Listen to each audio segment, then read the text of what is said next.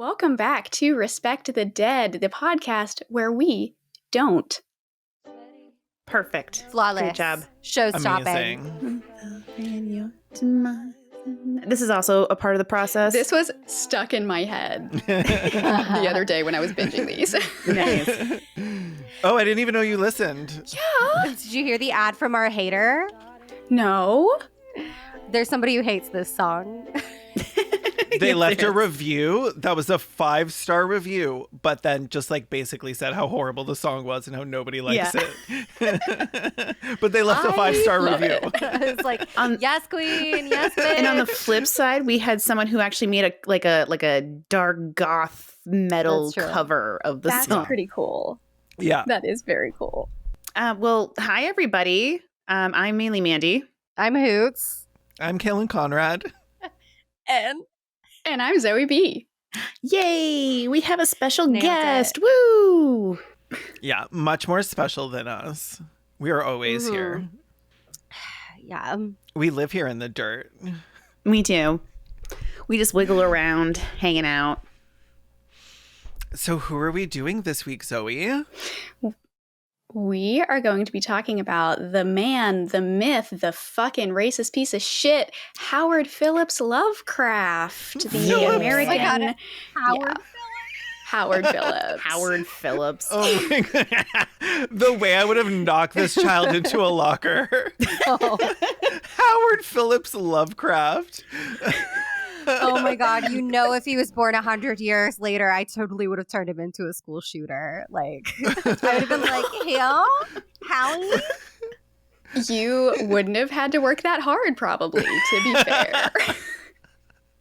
Sort of Probably a not. fucked up little creep. Yup. Oh, good. That's perfect for this podcast.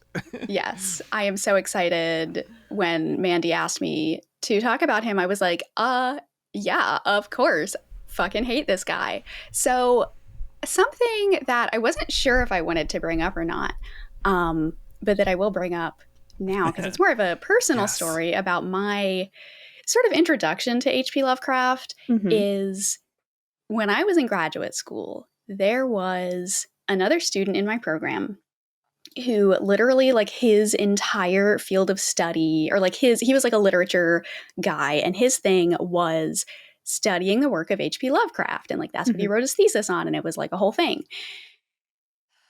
And so when I started my YouTube channel, my first few videos are about sort of like analyzing some of the themes of H.P. Lovecraft's work. And when I started my channel, I reached out to him and was like, hey, Aaron, you know, you're this like H.P. Lovecraft scholar essentially that I know. Can you give me some tidbits? Like, information, you know, what sort of stories should I read, etc. And the thing about my friend, I should probably use a different name. I should give him a pseudonym. We can bleep him out too. Darren. We can always in post. Well, the thing is, I don't know that he would be listening to this because he is one of the most conservative, like straight edge Christian, like never touched a drop of alcohol, waited to have sex until marriage. Oh yeah, he doesn't guy. listen to this podcast. Yeah. Sober, hates faggots. Oh, he's not here.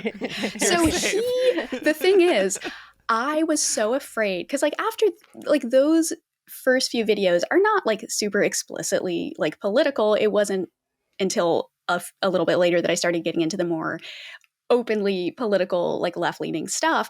And I was so nervous. I was like, oh no, and is going to be so upset. I mean, I didn't really care, but it was like, he's not going to, like, he's going to know that I'm a leftist. And I was like, you know, relatively like, you know, closeted about it at that point. And I have not spoken to him since then. So I don't know if he like watched my stuff and got immediately disappointed. But yeah, so that's how I got into H.P. Lovecraft stuff. I do really like horror, but this guy in particular, not great. Not great. I know nothing about him. I you're can literally summarize everything I know about him. I think there's like big spooky monsters that make you want to die. Yeah. That's about it. That's really and it. his cats. That's pretty. Graham Linehan? Graham, darling, is that you? Step into the light. Big spooky monsters that make you want to die? Does he also have like a face full of tentacles? Not no. Not yet. One of his eyes left. It didn't. It's not like full divorce, but they're separated. Yeah, I see. Yeah. You know that you know that Paris Hilton movie where she's trapped in a wax museum? House of Wax Museums. It is like that. Yeah, and I will say for myself, back in like God, I would have been like middle school, high school. I got like really into Lovecraft for a while. Like I still have some of my collections around here somewhere of all his short stories. Couldn't even write long ones. It's not that impressive. My favorite that he wrote was Color Out of Space. I love that story. That story is so good. But then when I found out about all the racism much later, I was like, oh, that kind of tracks, because he does talk a lot about like, what if things from other places come here and ruin us? So yeah, I'm very interested to return to all the horrible knowledge I've been trying to repress about him, because it's very Lovecraftian. That the knowledge is the thing that is, weighing on you. Yeah, it really is. I need to go stand on a rocky shore staring out, trying to find the people of Ismith or something. What were you about to call me out for, Hoots? You were like, every episode. Every episode of this podcast just further vindicates the fact that you don't read. It really does. You remain like Honestly. a woke queen. Illiteracy is good. And honestly, look how well it's done me. I know. Can't argue with that. So let's find out why no one should ever read. Yeah, let's do it. Let's jump into it. So H.P. Lovecraft was born Howard Phillips Lovecraft on August 20th, 1890 in Providence, Rhode Island, to his parents, Winfield Scott Lovecraft and Sarah Susie Lovecraft. I hope she said the whole thing. Why is his dad named like a hotel?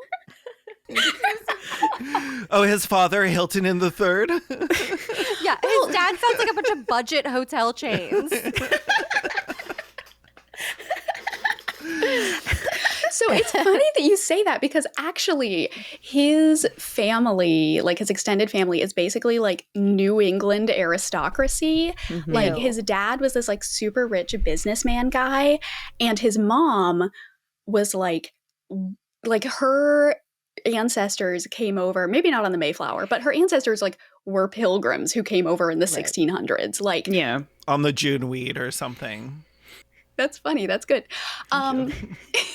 So he like came from like old money. Mm-hmm. But so he was, grew up in this like very wealthy area. He was doted on a lot by his mom, but he was actually like very sick as a child. He had a lot of like health problems, which also led to like more doting on him by his mother. His mom is like a theme that will come up a lot here. Right.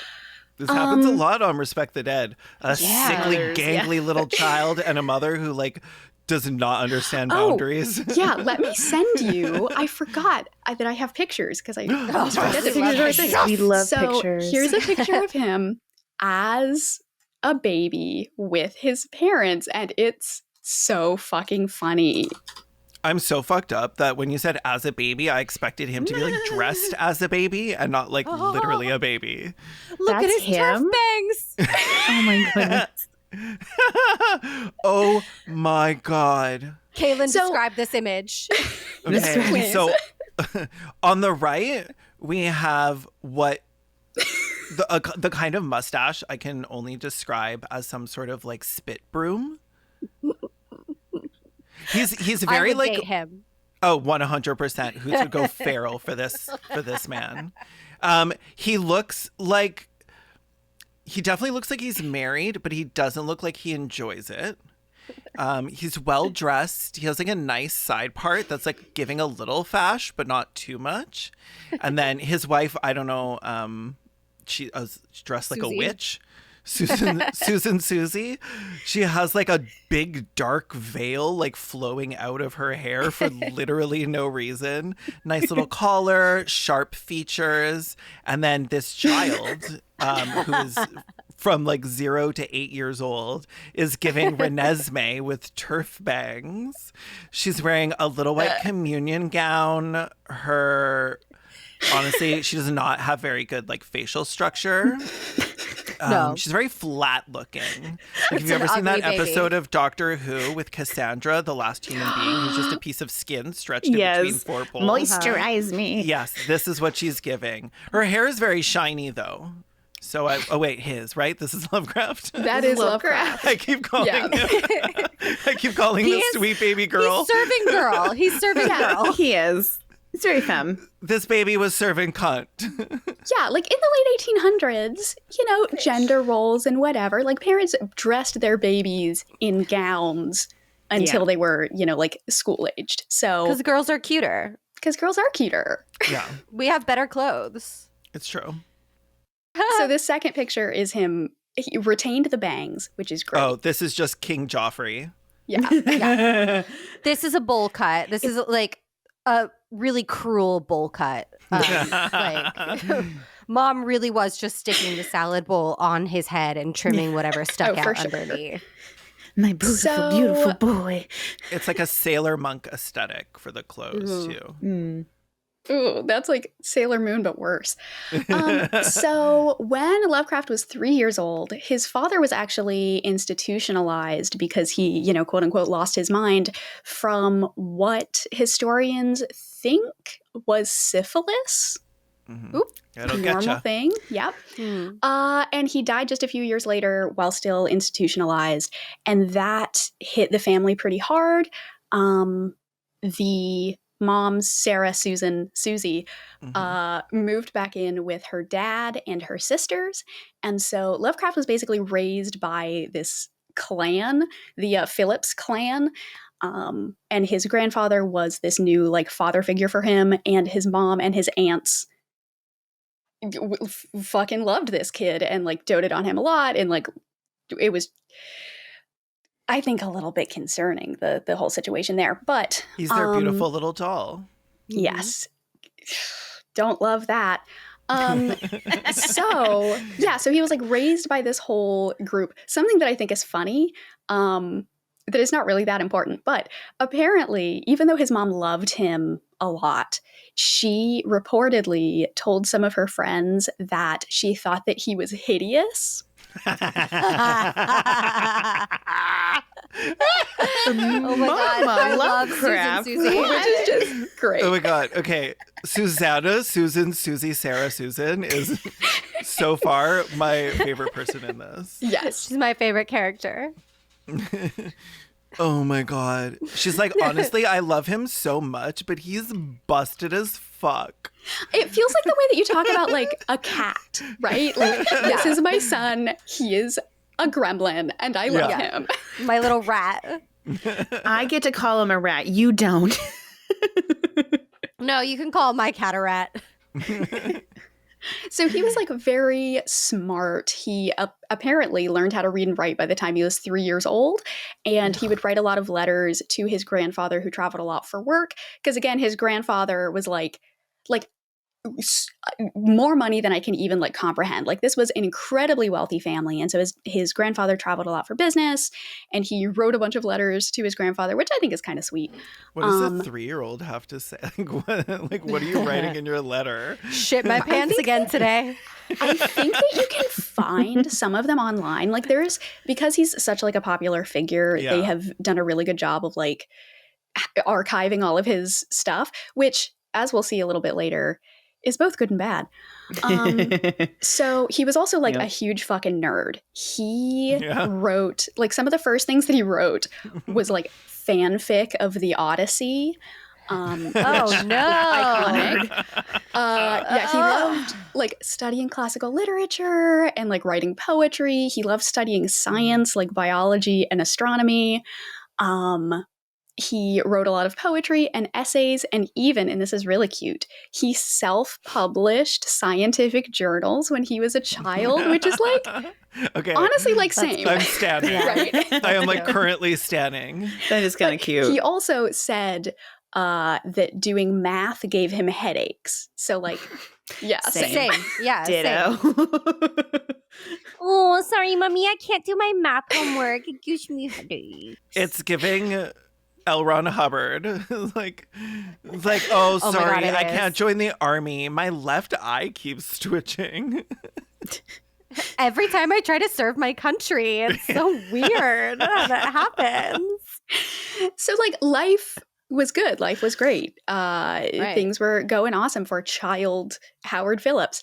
Life is good for a mama's boy. Yeah. But then just 1 year later in 1904, the grandfather died. Oh no. Oh, And the no. family suddenly didn't have all of granddaddy's money. And so they had to like Not the substantially money. downsize, right? So they had to like super downsize their life, and they moved into a flat, and that was This like happened to my friends Schitt's Creek. an okay, but like, yeah, too accurate. This is all I'm picturing now. So this was like very traumatic for him, you know, going from like rich boy lifestyle to suddenly I live in an apartment with my mom and her sisters. I have Yeah. no Gross. father figure in my life. And yeah, so he had this like what he referred to it as a nervous breakdown in his late teens that actually like kept him from officially graduating high school. So like even though he was this very like intelligent, you know, like he did a lot of writing and reading and whatever, he was not able to graduate because of this, you know, traumatic life event. And the family, like I said, lost most of their money. And it was just this like terrible, very dark time for the Lovecraft Phillips family. But after high school, so after these like couple of really rough years, he started getting his life together and like living like a real person. And it's funny that you mentioned the military, because if you are aware of like time and the passage of it, you will maybe be aware that this was around the time that World War I started. Yeah. So he tried to actually join the military, but his mom wouldn't let him. So this is a direct quote from Wikipedia. Though he passed the physical exam, he told one of his writer friends named Kleiner that his mother threatened to do anything, legal or otherwise, to prove that he was unfit for service.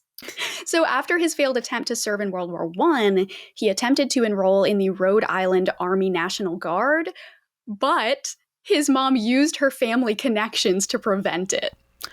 Wow. Oh my God. She said, "Not my baby girl."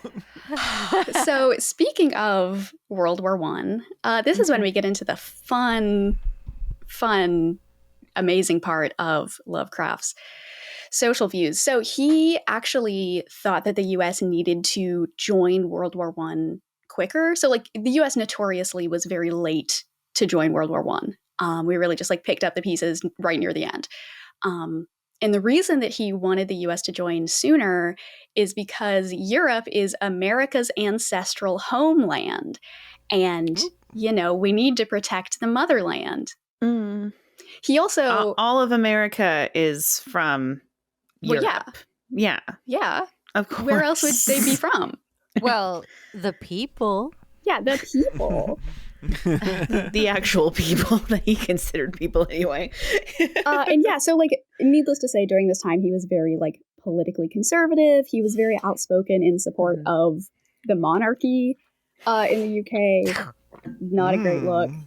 Yeah. But it was also during this time that he started writing again. And he was a very prolific writer. And he actually, like, the fiction was not his main focus. You know, most people like know him for his short stories and novellas, but he wrote a ton of like nonfiction. Like I said, he was a lifelong lover of like biology and astronomy. He also wrote a lot of like essays and poems. He did a ton of letter writing to some of his writer friends, because he joined a lot of writer groups. That's cute. He had a during group this chat. time. Yeah, he did. I literally, in my notes, I have it as the 19 teens version of video essayist group chats. Oh, 100%. I love this. Yep. So, like I said earlier, there is a whole archive of his early work. And one of his first poems, just to illustrate how truly vile this man is, his first poem that we know of is called On the Creation of N-Words. Oh, no. Oh. I knew there'd be a slur drop. Yep. I didn't think it would happen so early. I think it happened a little later. We're 20 minutes in before the first slur drop. That's pretty good.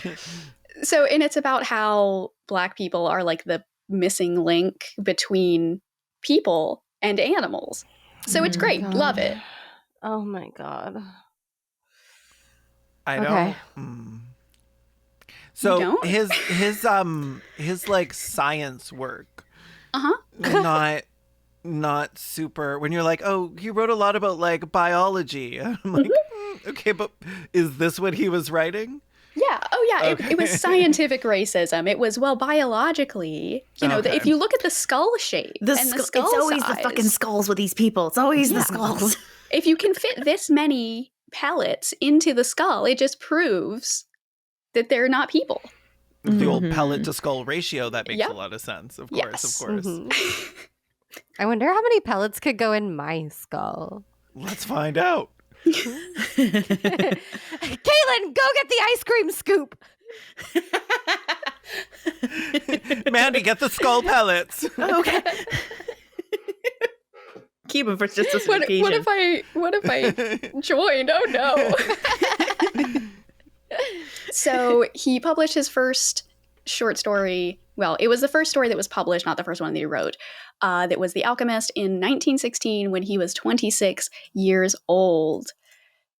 That was the beginning of a long and not fruitful career in writing. So stuff was good for him. He was in his mid-20s. He had all of these writer friends. Stuff was great. And then in 1919, his mother was actually institutionalized. They don't really give a reason for what it was. Woman. Yeah, it was a lot of Yeah. like, she started, like seeing things that weren't there, and she was very confused a lot. There is not a lot of like, I don't know that you can like accurately posthumously Right. Diagnose. Yes.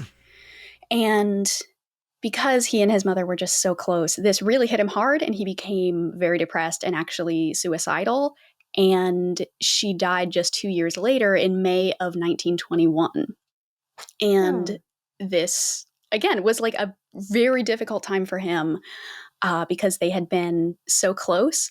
And one of the stories that I really like to describe just how close they were is that there was one point where some neighbors actually like called the police on them because they thought that they were having this like huge verbal altercation, this like huge fight in their house. And they were like, hey, we need to, I think that they're going to kill each other. You need to go deal with it.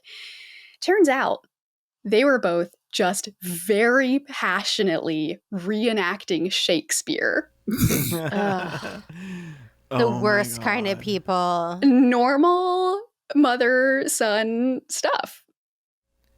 This is scarier than anything that happened at the Bates Motel. Like, Yeah. So his mom died in May of 1921. And in July of 1921, he meets Sonia Greene, Mom woman who replacement. is- Sonia. a woman who is 7 years older than him, Mm-hmm. and they meet at a writing conference. She's a quote-unquote working woman. She owned a hat shop in New York City. okay, Let me that's actually dope. send a picture of her because she actually sounds like really I cool. want to see her. I want to see this. Yeah, Um, I'm like, she's like a independent woman owning a hat shop and going to writers' workshops. Like, fuck yes. She wears hats Oh, in she all of her wears pictures. hats. Oh, She fuck. wears hats. Okay. Yeah, that's a good hat. I like her hat. It is a That's good nice hat. They start courting almost immediately. Again, the guy has mommy issues, right? Like, Mhm. Mm-hmm. even her name, like, I think it's so funny that he married someone named Sonia when his mom's name is Sarah Susan Susie? Susan Susie. Like, Sarah and Susan. Sarah, Susan, Susie. it's all the same name. Yeah. And it actually, so she was actually a Jewish woman. And this made Lovecraft sort of revisit some of his racist and anti-Semitic beliefs. But before you go, thinking, oh, that's good, he's not anti-Semitic anymore. No, the only reason that he thought that she was, not like too Jewish for him to be in a relationship with is because she was well assimilated. Oh. This is like very often the case with racist people as well, as they'll find the exception that proves the rule too. Yeah. So like, and that helps them to justify the fact that they think that their racism is based in like fact, is they're like, well, I know this one degenerate who is perfectly friendly and great. And if more of them would be like Sonia, then I wouldn't have any complaints. Yeah. Real fucking gross. So this is it's a very small image, unfortunately. But this is I don't think it was like when they got married, but it was pretty soon after they got married. He looks like shit. Yeah. Where is this taking place? Yeah, so they got married and he moved to Brooklyn to be with her. So she, owned this hat shop in New York City, and he was like, okay, well, I'm just in Providence with my aunts. I'm going to move to be with my wife in New York. So they moved to Brooklyn. And his aunts, by the way, did not approve of Sonia because she Racist. was a working woman. They fucking hated hats. Yeah, like They're like, what kind of sick bitch would make hats? That's the devil's work. it was like very classic, like old money versus new money. They thought that he should be with somebody who didn't have to work. Sonia could have done so much better. Sonia, girl. So she actually had done better. She was married before. I don't know what happened to her first husband. I don't know if it was a death or they got divorced or what. She killed him. Lovecraft killed him. I hope so. I like how Hoots and I both went to murder. So she said, and I think that this was in a letter that she sent to a friend of hers, she said that her poor husband, Howard, was satisfactory as a lover, but that she was always the one who had to take initiative. Not satisfactory. In that. Yes, I feel like satisfactory is like the worst thing you could say. I'd rather be bad. Because at least then you're like memorable. Like the thing about Lovecraft is he like very obviously like in his writing was like repulsed by women. Like there are no female characters. There are like I could literally count the female characters in his stories on like one hand. Because he like women were like alien to him.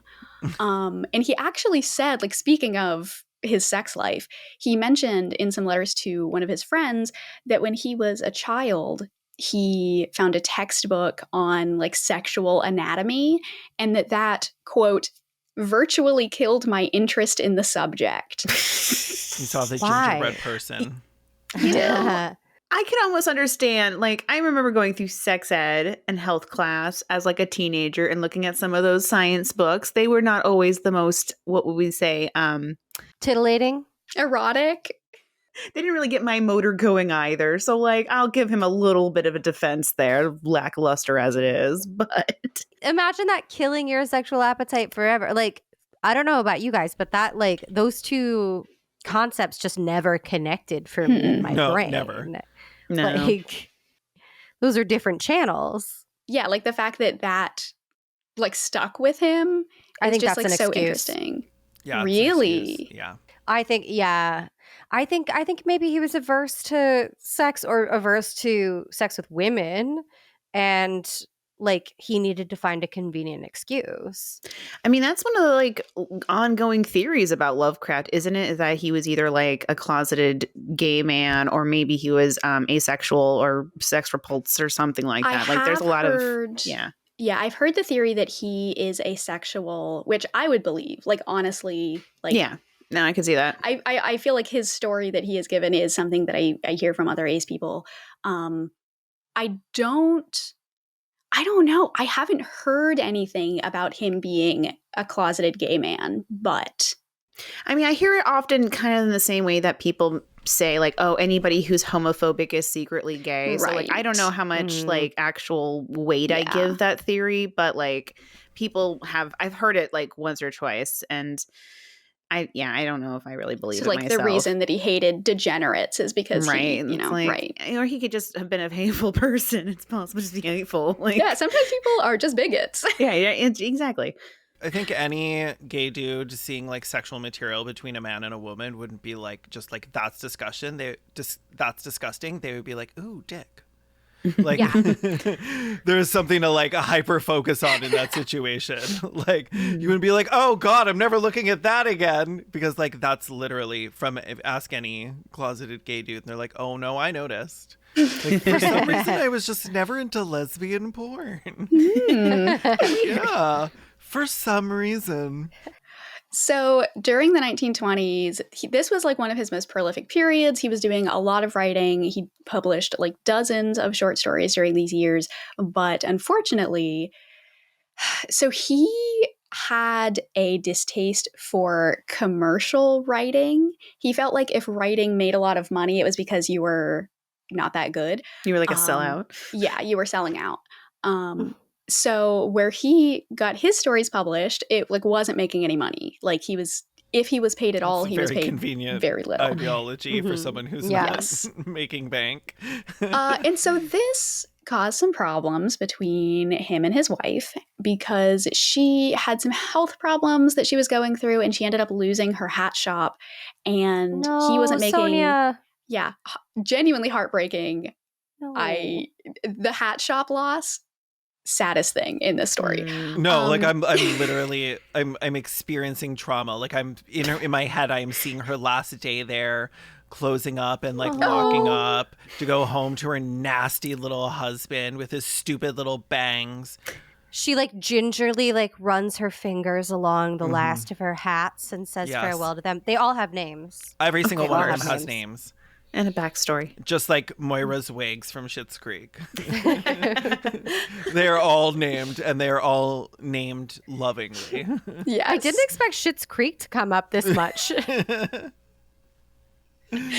So he did, in his defense, he tried to get a real job to help support his wife, but of course he sucked at it because he was a spoiled little brat. Like, so what's really funny is he actually was offered a job being an editor at Weird Tales, which is one of the magazines that published a lot of his stories. And they were like, hey, heard you're having hard times. Do you want to come work for us? But he said no, because they were headquartered in Chicago, and he refused to move to Chicago on aesthetic grounds. Which, like, iconic. Honestly, same. He was like, I'm a motherfucking writer, and motherfucking writers live in motherfucking New York. Spook vibes, actually. I can't do Chicago. I have only ever been to Chicago once, and I was like 16 and very depressed. I don't like Chicago. I think Chicago's so fun. I think I've never been. Yeah. I've had enough friends go who seem to have a good time that I'd like to go someday, but I've never been. When was the Bean installed? I like to think that it was there, that Lovecraft would have gone to Chicago if the Bean was there. Yeah, it's recent. I think it, like, because the artist is still alive. I think it was 2016 or something. Oh, that's much more recent. The Bean rocks. It does. Only good thing about Chicago. Yeah. I'm just assuming this is a large bean. It's an art installation. Oh my God, Kaylin, you need to see it. I don't know anything about this bean. You don't know. It's like that big. It's the like giant silver. Yeah, it's very reflective. Mirrored. Ew. Okay. Yeah, it is very cool. Yeah. It looks different from like every angle, and you like see yourself in it because it's reflective. It's it's awesome. kind of fun. It's a great very piece cool. of work. Giant chrome testicle. Yeah. Gorge. I think it's more like a giant chrome like blood platelet. Ooh. That's yeah. cute. Yeah. So things were bad for their marriage. She ended up moving to Cleveland to find work, which way worse than Chicago. Unfortunate. But he didn't want to go to Cleveland. So he was like, no, I'm going to stay in New York City. Go on your own and send back money for rent, bitch. Honestly. Probably. So he stayed in New York, but he was very unhappy there because there were too many immigrants. His apartment ended up getting burgled. And so he like didn't have anything. And he was like, it must have been those, dirty immigrants that stole things from me. And so he was very unhappy. They stole my diaries. They did. This is when he started writing Call of Cthulhu, which Call of Cthulhu is like notoriously one of his more sort of like xenophobic stories because it's about how like stuff from other places is bad. And I like to think that it was because he was just like, very racist and afraid of non-white, non-European people. And so living in New York with all of these immigrants, it was sort of the inspiration for that. He sounds like kind of a sour person who would have been miserable no matter where he lived. Oh, yeah. 100%. Unless it was with his mom. In his mother's bosom was the only safe place he wanted to be. Back up inside mommy's womb. That was the only place he literally would have been happy. Yes. Mommy's womb, my sarcophagus. Buried along with her like a cat with a pharaoh. Mummify me, mummy. Mummify me, mummy is good. That's top tier. Thank you. I need that on a shirt. So one of the things about Lovecraft that people often get caught up on is like the way that he writes. Because his work is like, he uses too many words. They're very big words. I honestly don't mind it, but that's just because I love purple prose. It's one of my like writing hot takes. I love me some over-descriptive bullshit. But he uses very archaic language.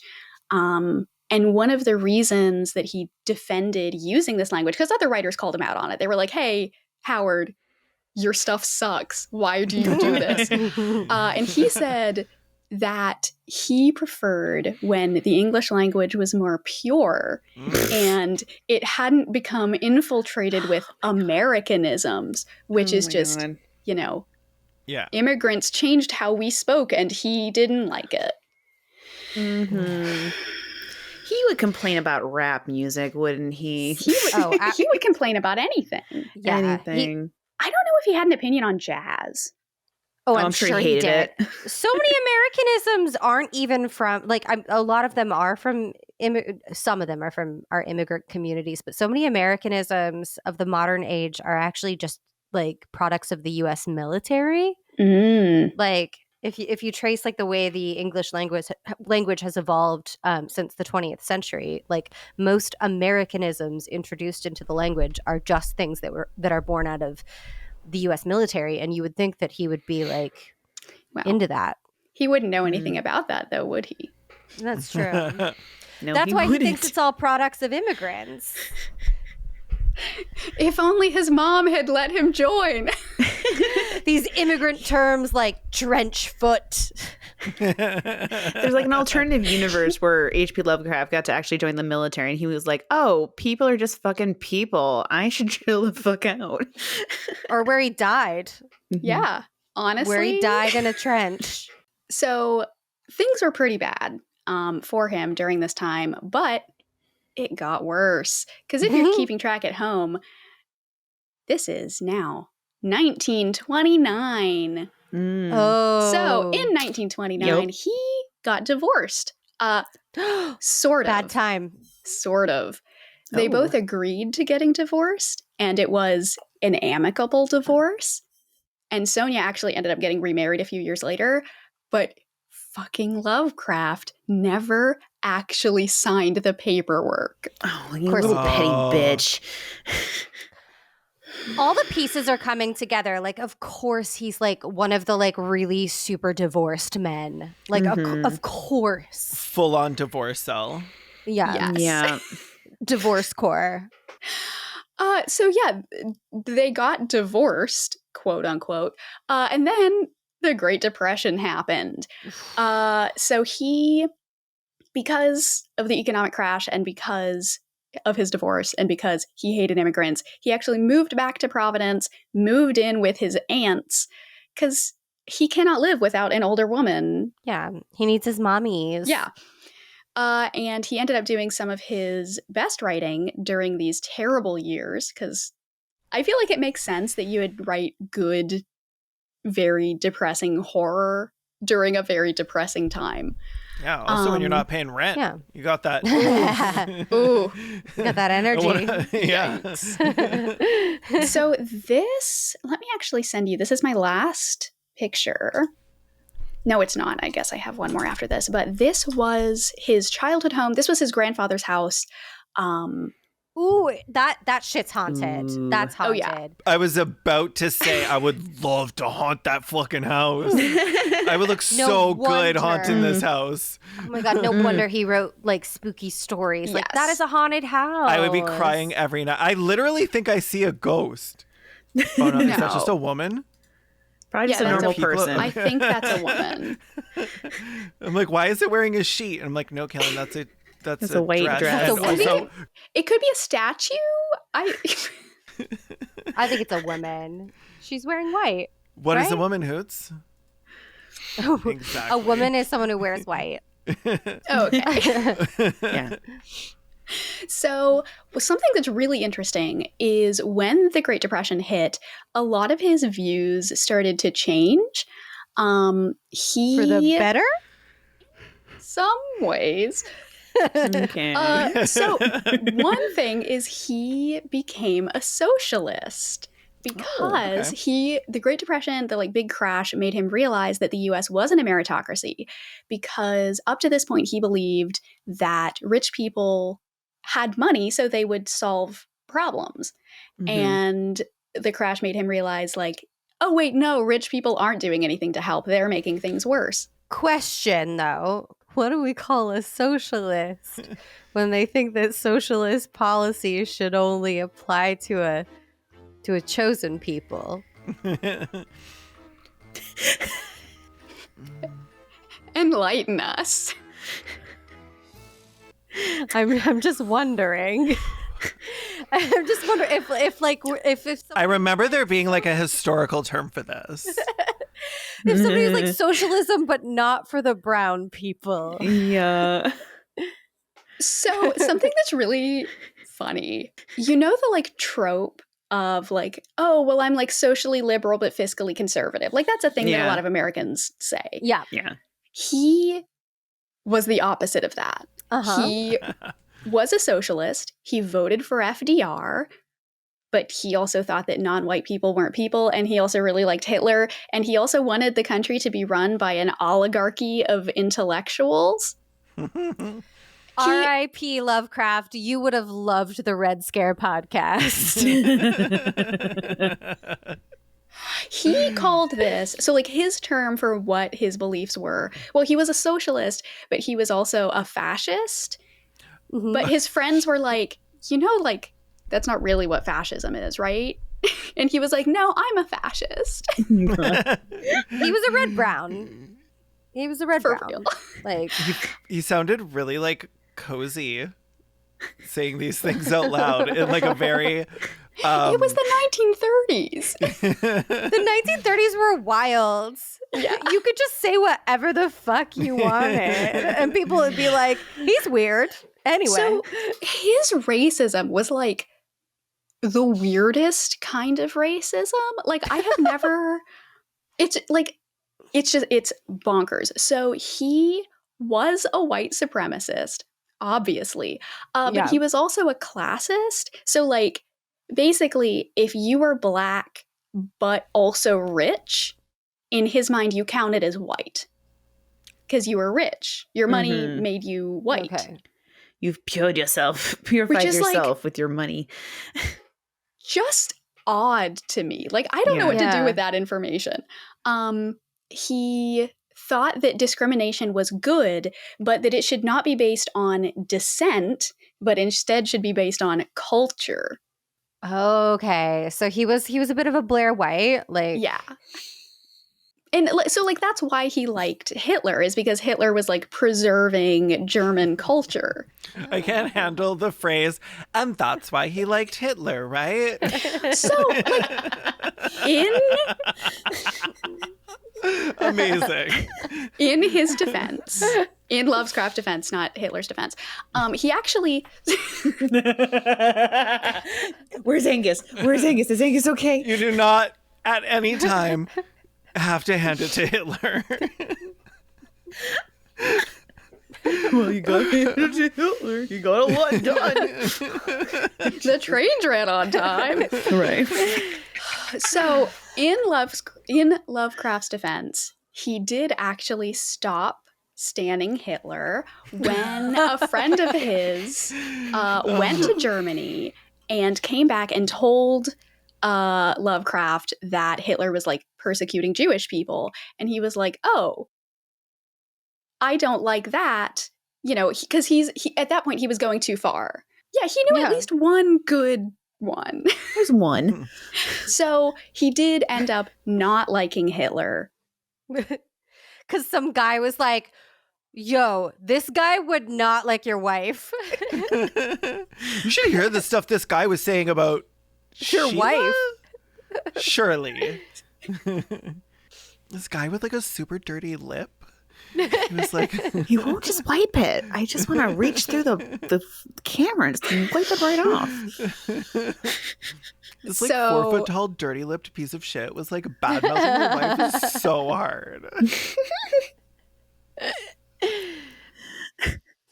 So around the mid 1930s, Lovecraft's health started declining because he notoriously didn't like really doing anything outside. Like, he had these writer friends that he would write to, but he didn't like chill-pilled. Yeah, he didn't like going out in public places. He didn't like he was afraid of doctors, so he, like, never went to get a checkup. He also So I was told this, but I haven't read anything to confirm it. So this could be a lie. I could be speaking a lie on the internet. But my old friend Aaron told me that he would only eat, like, canned food. And that was not very good for his health, because canned food in the 1930s was bad. Canned food still. It's, like, full of salt. Yeah. Like, so like, just salt and lead and yeah. So this is like a PSA, like, to touch grass. Yeah, like, go outside, have the sun touch your face, eat a fruit. Pick a can directly from the tree and eat that. Yeah. Don't be racist. Thank you. And that. So he ended up, because he had, like, run out of money at this point, and I don't know what ended up happening with his aunts, but he ended up having to move out of that house and ended up renting a room in a boarding house because he had no money. They definitely made him leave because, like a gamer with Monster Energy drinks all over his room, there was just, like, hundreds of half-finished cans molting all around his room. And they're like, where the fuck are all the spoons? And he's like, I don't know! As he's, like, shoving them in a drawer and closing it so he can go back to writing. Ugh. I could smell the room for a second. Ugh. I don't know why, but when I was imagining what you were describing, I imagined that it was cans of cat food. Like those two. Philadelphia. I would not be surprised. Like, just, like, tuna and beans, like, the stank coming out of that room. At one point during these years, his best friend, Robert Howard, which I think it's really funny that his friend's last name was his first name. I would not be best friends with someone if their last name was my first name, just like out of principle. Yeah, fair. But anyway, his friend, I feel so bad joking about this because it gets really dark. His friend ended up killing himself because his mom died, and he also had, like, mommy issues and, like, could not stand to live without her. So, like, as soon as she died, he, like, went outside and shot himself. And I think this was like genuinely the last straw for Lovecraft. Because at that point, like everyone in his life that he enjoyed had died. And he started having more physical issues. He had a lot of like stomach pain and he wasn't sleeping well. But again, he was afraid of doctors. And so he ended up only going to the doctor when it was like excruciating. And that was a month before he died, because it turned out that he had cancer of the small intestine. And in 1937, he died at the age of 46. Wow, he was young. He was relatively young. I want to share with you his gravestone. Because, so the thing is, this man, for all intents and purposes, like he had some things published, but he was not very successful in life, right? Like he didn't have a ton of friends. He didn't make a lot of money. He had a terrible short marriage. And yet, what he wanted to have put on his gravestone is, I am Providence. Like Rhode Island? Yeah, presumably. I am all of Rhode Island. What? Dude. Okay, so where is it? Where can I piss on it? It's not even cute. Yeah, right? No, it's like actually ugly. It sucks. I actually know where he is buried. Google. Kaylin, find it. Swan so Point. ugly. I thought that it said Spawn Point Cemetery, which is very funny. That's a great fucking name for a cemetery, though. Spawn Point. Yes. Such a spooky name for a cemetery. It is. Spawning what? But it is Swan Point Cemetery in Providence, Rhode Island. Boo. Oh, Yes. So I could I probably am get there. Providence, Rhode Island. He is. That's I'm that. like, That is okay, it. that's fine. Nobody's I am Providence who is a really cares? bold thing to put on your headstone in Providence. Yes. Providence. Now I want to make sure that I bring up sort of like, I don't know, the elephant in the room. Because a lot of the time when you talk about the racism of H.P. Lovecraft, people are very quick to bring up the fact that allegedly he walked back a lot of his racist beliefs during the last couple years of his life. Now, there is very little evidence for that. Like there is some, especially when you consider like the whole, okay, maybe Hitler isn't good thing. But it's not, like it's not that he suddenly like stopped being racist. It's that he went from being like super fucking racist to just like a normal amount of 1930s racist. Right. So like He was not anti-racist. no. No. And also not. Whatever the opposite of that is. like my thing Pro-racist. It's like, we don't need to applaud that man. Yeah. And like my issue, the thing that my like personal feeling on that is like, it doesn't change his work, and his work is full of very racist things. Like I did a charity stream a couple years ago where I was reading through some Lovecraft stories, and I tried to pick the ones that had the least amount of slurs, and even still, I had to censor some things because, like, I remember that live stream. Yeah, it. Having was to full pick of slurs. something with the least amount of slurs is like, that is like writing that down in your calendar, like figure out which story to read, and then like a little note like least slurs please. No, like literally that was my to-do list. Like so fucked up. I feel like you have to go out of your way to even put slurs in it. Like I've never been like, oh, I gotta cut out that part because I don't want to say a slur. Like, no. Well, I feel like it's like the people who like accidentally, it's like the gamers who like get really mad and accidentally call somebody the N-word. Like, you don't accidentally do that unless it's already part of your normal lexicon when you're mad, right? You're like, oh, I let it slip. And it's like, let what slip? Yeah. slip from where? The mask? Like, yeah, exactly. And like, and I have such a hard time with the whole like, oh, Lovecraft wasn't as bad right before he died. Because it's also kind of just like, okay, but like, what about all the writing where he like basically compared, any kind of outside influence on a person being like the worst thing imaginable. I mean, I mentioned Color Out of Space at the beginning of the story, at the beginning of the podcast.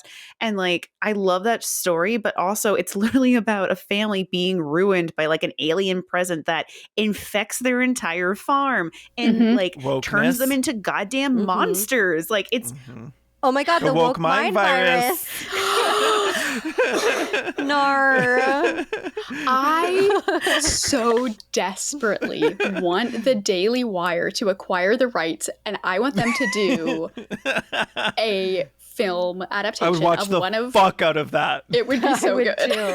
I would too. Sadly, Directed by Ben it would fucking be bad. Shapiro. It would be Of so course bad. it would be bad. Ben would try to write it, but it would be like the boring kind of bad. It wouldn't be fun bad. Yeah, and then like the other kind I would of watch like the fuck out of that. big example I think of, and I know Zoe, you read this on your live stream as well, was the Call of Ismuth, because like that also, I guess, spoilers for a story from fucking forever ago now, but like there's a part that the whole point of that story is like finding out that like, oh, your ancestors like are like mutated fish people from the deep who are like weird and they're creepy, and one day maybe it'll awaken something in you and you'll be corrupted by they bred by with your blood. fish, so like they're evil. Yeah, yeah. I was like, wait, aren't we all mutated fish? Like, yes, but some of us are the bad kind of mutated fish. Okay. There's like layers.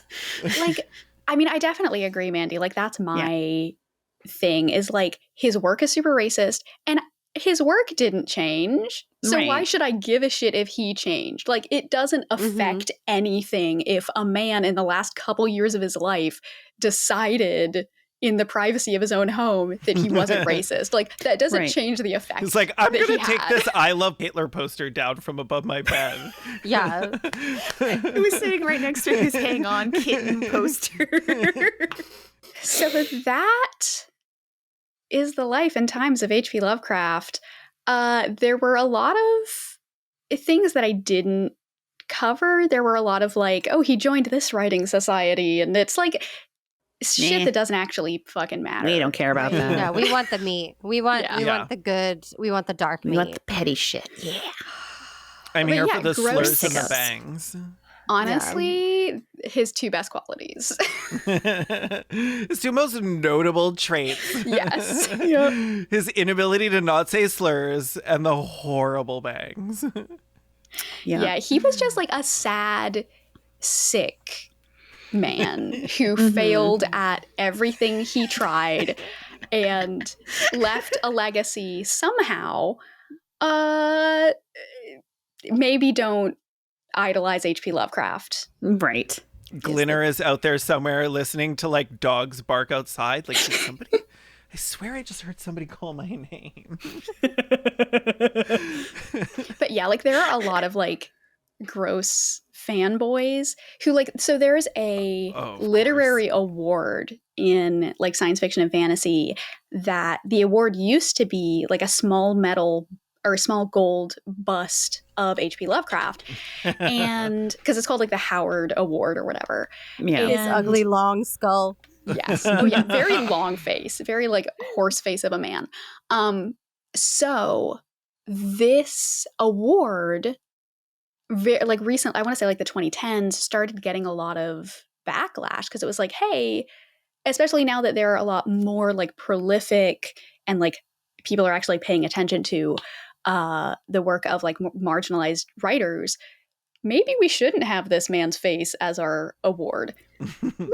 And a lot of fanboys like were so pissed at this. They were I'm like, sure they were. oh, are you saying that H.P. Lovecraft wasn't a good writer and it doesn't matter whether he was racist or not because he had such an influence on... I'm like, I'm sorry, like, not to invoke the H-man again, but, like, what if we had a Hitler award in vegetarianism? Like, there are other good writers. PETA would do that. Like, Honestly, if they did, that'd be fucking hilarious. That would be iconic. I can see the billboards right now. And I'm Me like, too. I'm fucking loving it. Maybe he killed a lot of people, but at It least would he be was a such a vegetarian. beautiful day on Twitter. You know what? I'm just going to Photoshop that. I don't even need to wait for them. I'm just going to Photoshop it and drop it on 4chan and let them do their thing. People believe it's real. Yeah. Oh my gosh. I'll just use the AI too. I can have it done in like 5 minutes. Caitlin, I think you have to because this is a video podcast. So I need the It may or may billboard. not flash on screen right now. Yeah, that was really good. That was really good. Yeah. Thank you so you. much for being on, Zoe, and talking about this piece of shit with us. Thank you for giving me an excuse. I always feel so bad because, like, I mean, like I said, like my first couple videos were about him, and it's like, there were times in the videos where I was like, yeah, this man was a racist piece of shit. And there were a lot of people who were like, that's not enough. And then there were an equal number of people who were like, no, he wasn't. He renounced his racism near his death. And so I want to like see both of those people and be like, yeah, you're right. He's a fucking racist piece of garbage. And no, he didn't.